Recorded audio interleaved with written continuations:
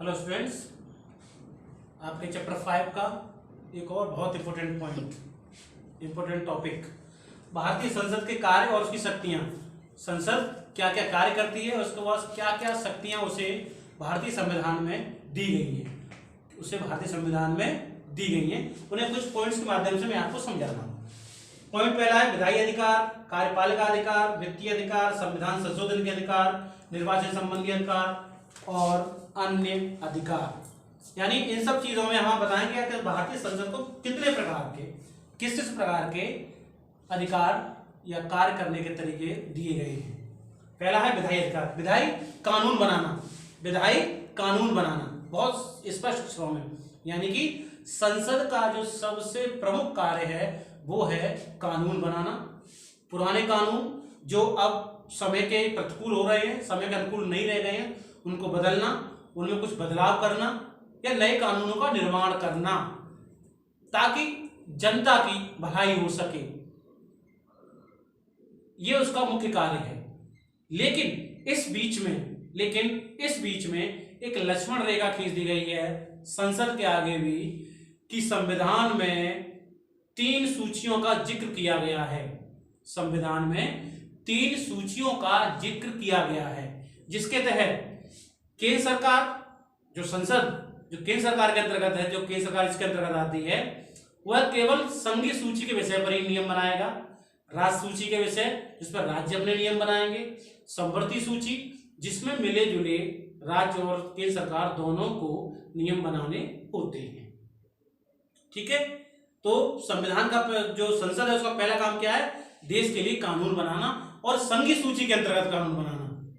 जो बहुत ज्यादा अहम मुद्दे होते हैं, जैसे रक्षा है, विदेश है, मुद्रा है, संचार है, और भी इसके अतिरिक्त और भी बहुत से विषय हो सकते हैं, लेकिन ये कुछ ऐसे विषय हैं जिन पर केवल और केवल केंद्र सरकार को नियम बनाने का ही अधिकार संविधान में दिया गया है। ठीक है, एक देख लीजिएगा, कार्यपालिका संबंधी अधिकार, यानी कार्यपालिका बताएंगे कि संसद के पास अनेक प्रकार की कार्यपालिक शक्तियां उपलब्ध हैं, यहाँ पे मौजूद होती हैं, जिसमें जो पहला है क्या है, जो केंद्रीय कार्यपालिका है उसकी शक्ति मंत्री परिषद का जो समूह होता है उसके हाथ में होती है। जो मंत्री परिषद है उसके हाथ में होती है, जिसे हम काउंसिल ऑफ मिनिस्टर्स कहते हैं, जो मंत्री परिषद होती है जिसमें बहुत सारे मंत्री होते हैं। लेकिन एक ऐसा नियम बनाया गया है कि कुल संख्या के 15% से ज्यादा मेंबर मंत्री नहीं बनाए जा सकते, यानी संख्या अधिकतम 15% ही होनी चाहिए। ठीक है, तो इसके लिए क्या है कि जो कार्यपालिका संबंधी अधिकार है, देश में जितने भी कार्यपालिका संबंधी जो नियम है वो सब संसद के द्वारा ही तय किए जाते हैं।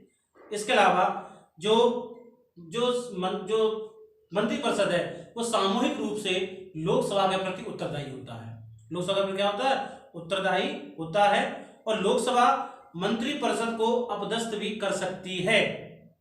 संसद राष्ट्रपति पर महाभियोग भी चला सकती है, यानी इस तरीके के जो अधिकार हैं वो केवल संसद के पास होते हैं। और इसमें एक चीज ये भी कही जाती है कि कोई भी मंत्री परिषद तथा मंत्री परिषद की नीतियों का कोई भी विरोध नहीं कर सकता, आलोचना नहीं कर सकता। ऐसे बहुत सारी चीजें हैं जो संसद को कार्यपालिका अधिकार के तहत मौजूद हैं या उनके पास शक्तियां मौजूद हैं। एक है वित्तीय अधिकार, यानी पैसे से संबंधित या धन से संबंधित जो भी अधिकार हैं वो लोकसभा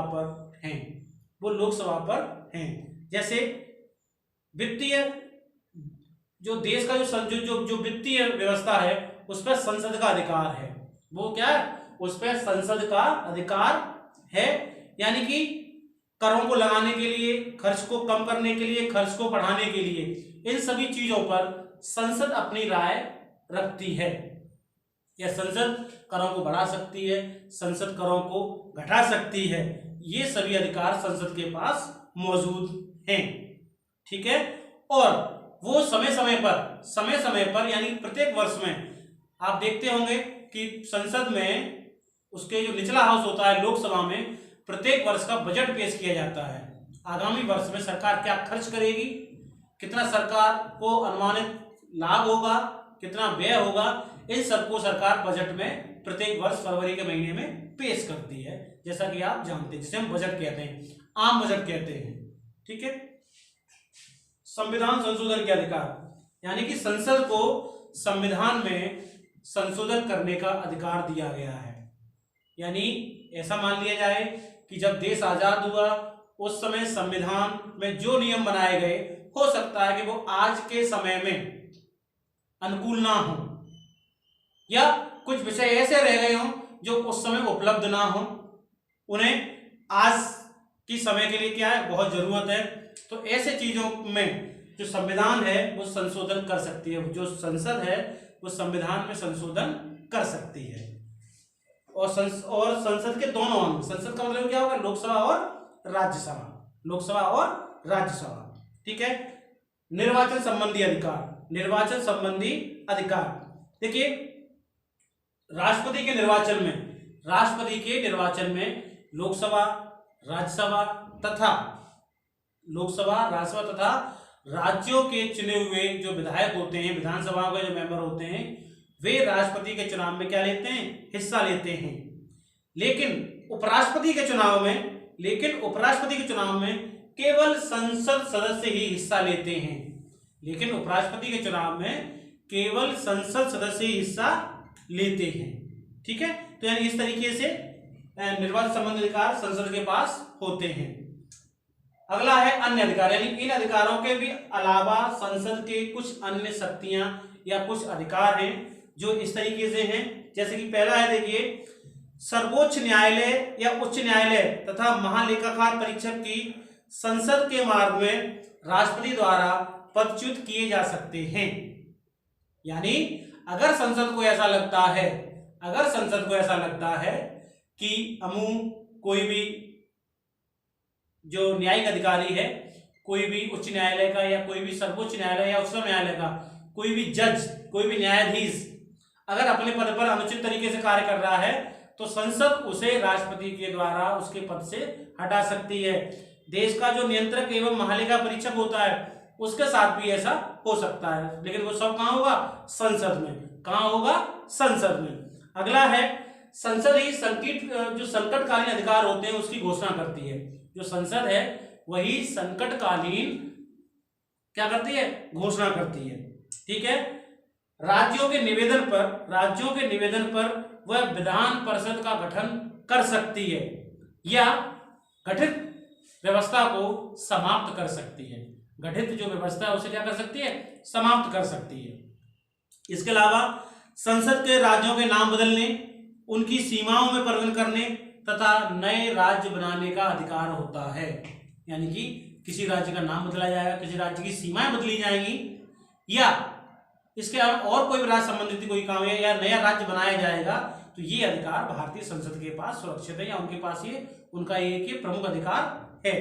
इसके अलावा वो ये भी है कि समय पर अगर उसे ऐसा लगता है कि देश में न्यायिक व्यवस्था सही तरीके से कार्य नहीं कर पा रही है या जजों की कमी है, तो वो न्यायालयों में न्यायाधीशों की संख्या को घटा बढ़ा सकती है। यानी ये करने का भी अधिकार उस पर है। यानी कुल मिला के जो संसद है उसे विशेष प्रकार के बहुत सारे अधिकार संविधान में दिए गए हैं, ताकि जो देश का जो संघीय ढांचा है वो अच्छी तरीके से चलता रहे, और जो लोकतांत्रिक भावना है भारत जैसे देश की, वो लोकतांत्रिक भावना सर्वोच्चता पर हमेशा आगे बढ़ती रहे। क्लियर हो गई?